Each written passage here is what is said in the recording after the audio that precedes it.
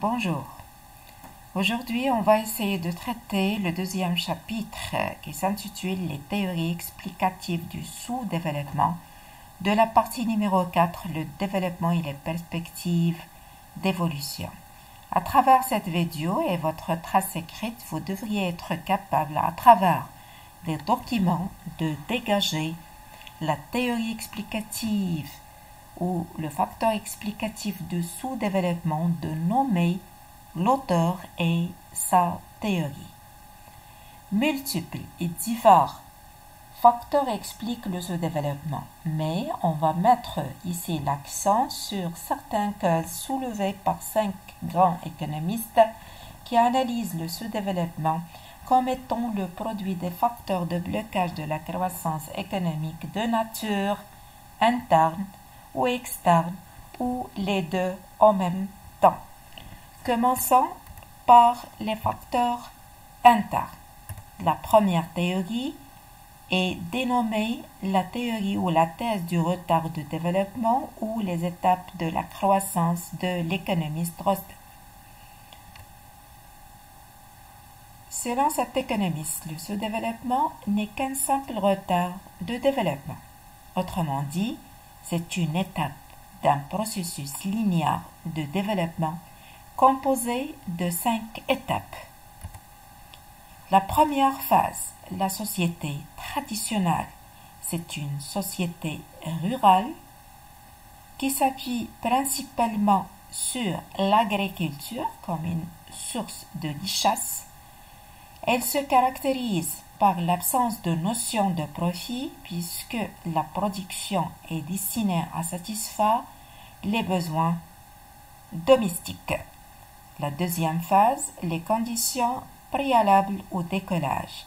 C'est une phase de transition où on assiste à l'apparition de nouvelles idées, de nouveaux entrepreneurs dans différents secteurs.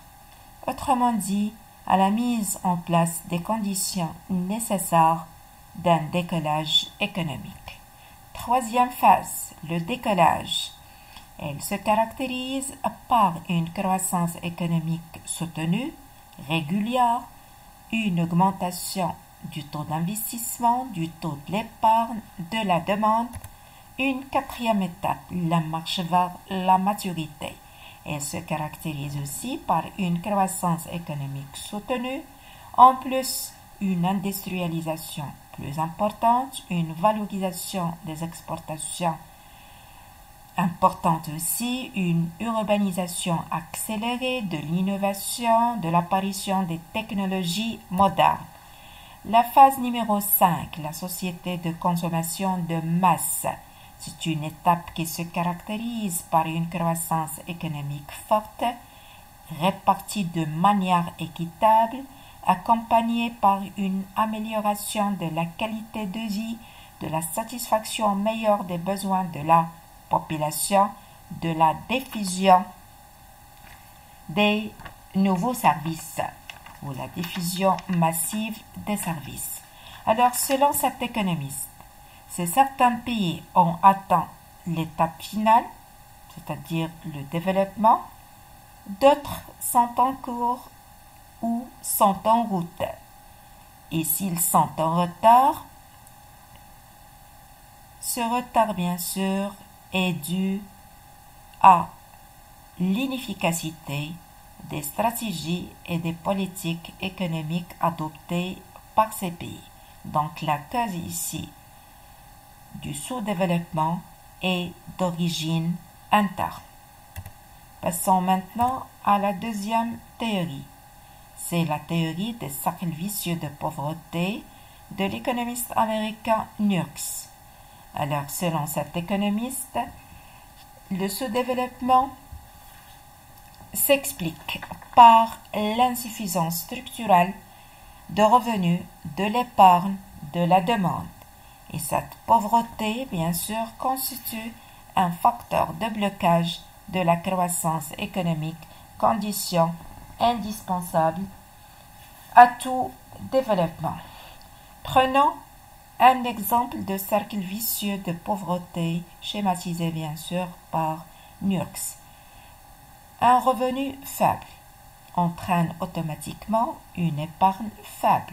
Par la suite, un investissement faible, une productivité faible, une croissance économique faible, ce qui entraîne par la suite un revenu faible. Alors, si ce cercle sans issue, bien sûr, se reproduit à l'infini, il va entraîner appauvrissement des PSD et donc aggravation de leur incapacité de satisfaire les besoins fondamentaux de leurs citoyens et bien sûr il va aggraver leur incapacité d'instaurer un modèle de croissance économique bien sûr. Prenons un autre cercle vicieux. Alors un revenu faible entraîne une consommation faible, une mauvaise satisfaction des besoins, une démotivation du facteur travail, une productivité faible et bien sûr une croissance faible et par la suite un revenu faible. Une consommation faible est source d'une demande faible et donc découragement de l'investissement par la suite de la croissance économique et des revenus. Donc, si ces pays sont sous-développés selon Niox, alors cela s'explique par l'insuffisance des moyens financiers pour se décoller. Passons maintenant aux facteurs externes. On va expliquer ici brièvement deux grandes théories tiers-mondistes d'inspiration marxiste qui expliquent le sous-développement par des causes externes. La première théorie, c'est la théorie de l'échange inégal de l'économiste Emmanuel.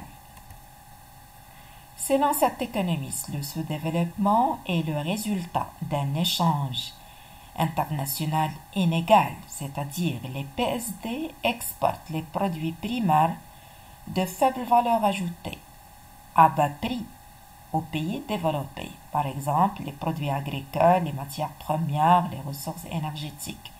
Par contre, il importe des produits manufacturés, biens d'équipement, produits semi-finis qui incorporent une forte valeur ajoutée et bien sûr qui sont achetés à des prix très chers auprès des pays développés, ce qui entraîne une dégradation des termes d'échange et un transfert des richesses des PSD vers les pays développés. Donc, selon Emmanuel, le sous-développement s'explique par le commerce international qui est inégal, c'est-à-dire il entraîne enrichissement des pays riches et appauvrissement des pays pauvres. Prenons maintenant la deuxième théorie. C'est la théorie de Samir Amin, l'Égyptien Samir Amin, alors qui s'appelle la théorie des rapports centre-périphérie ou la théorie de domination centre-périphérie. Alors, selon Samir Amin, le sous-développement est le résultat de l'impérialisme, de la colonisation, de l'extension du système capitaliste. Donc, il s'agit ici, comme vous avez constaté, d'un facteur externe. Alors, ces éléments ont favorisé l'exploitation de la périphérie, c'est-à-dire les PSD, par le centre, c'est-à-dire les pays développés, les pays industrialisés, les pays riches, alors qui dominent les échanges mondiaux et accaparent la technologie et les moyens financiers énormes. Et donc, selon lui, le centre est très puissant et exerce un pouvoir sur la périphérie, ce qui lui permet d'orienter les économies de la périphérie, notamment leurs richesses, pour favoriser son essor industriel. Selon Samir Amin, il s'agit ici d'un vol des richesses des PSD par les pays développés. Passons maintenant à la dernière théorie. C'est la théorie qui combine les facteurs internes et externes. C'est bien sûr la théorie des facteurs de blocage de la croissance de l'économiste français François Perroux.